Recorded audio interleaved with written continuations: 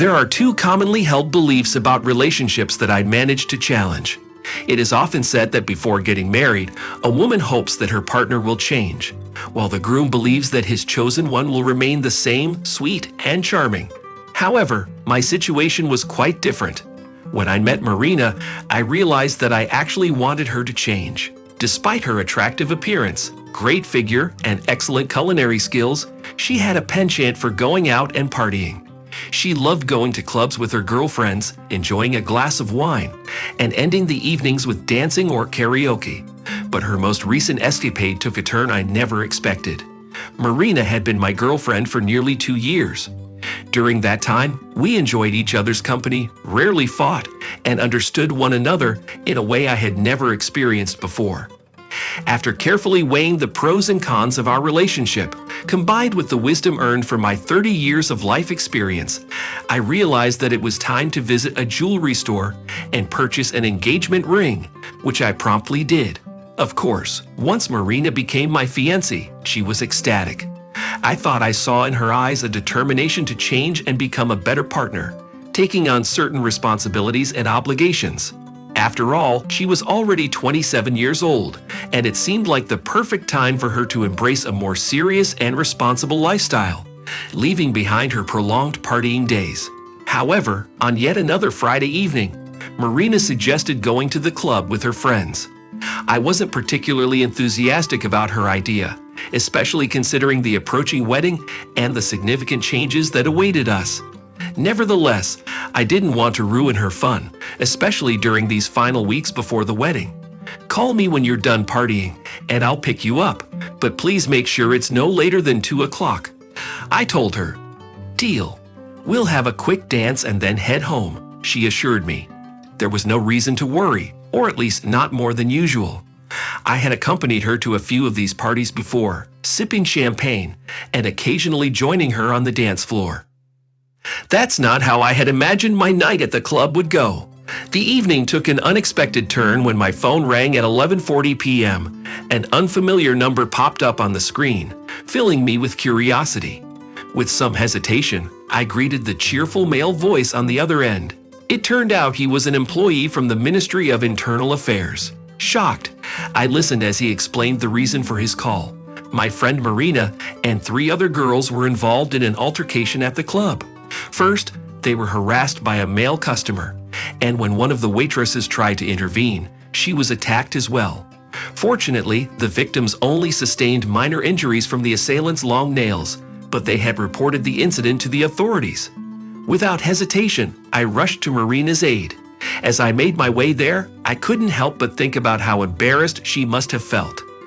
I saw a glimmer of positivity in this unfortunate situation, hoping that it would prompt her to reconsider her lifestyle choices. However, my dreams were shattered as reality set in. Arriving at the unassuming location, I quickly approached the duty officer to inquire about the situation. I expected to find Marina's fiancé or someone close to her, but little did I know that it was me that the officer was referring to. We exchanged greetings and exchanged confused glances, trying to make sense of the situation. The department staff gathered around, anticipating an entertaining spectacle.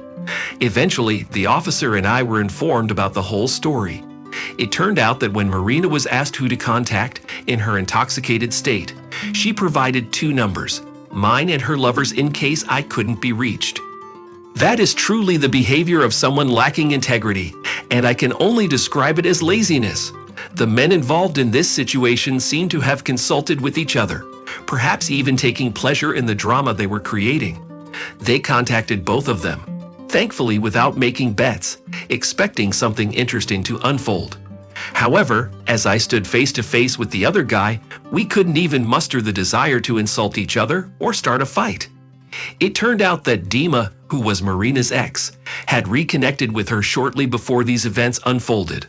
They had previously been involved before our relationship, and despite my ignorance, they continued to meet a few times a month while I had no idea. Dima had been listening to Marina talk about how she waited for him and missed him, while all he knew about me was that she had rejected my marriage proposal. This was the reason for our breakup, which now seemed ironically funny. After a brief 5-minute conversation, the guy and I both simultaneously turned away and left. Later, we talked on the street before parting ways. To ensure Marina's parents didn't worry, I called her father and explained the situation, asking him to keep it to himself. I had no desire to see his daughter anymore. Marina's father was initially confused, but then mustered his thoughts and replied angrily, "Let her spend the night in the sobering up room. Maybe that will clear her mind." He bid me goodbye, and I drove home, constantly trying to understand how I had missed her betrayal. How had I believed she would change? And why had I wasted 2 years of my life on someone who didn't value me? 2 days later, Marinka reminded me of her existence with a call. "Are you even sane? You left me in that awful place. Do you know how it stinks there?" I responded, "I have no idea, considering I'm not the one getting drunk and causing trouble in clubs," and hung up. A minute later, she called again, pleading for forgiveness and apologizing for overreacting. She attributed her behavior to being extremely nervous. She even asked if she could come over. However, I didn't let her speak any further. Instead, I asked about Dima. After a long pause, she struggled to explain the situation. "Just as I thought," I replied. A week later, I heard from mutual acquaintances that she had already moved in with a new guy. I genuinely feel sorry for him. He has yet to learn about betrayal, bad habits, and indecent behavior in this life.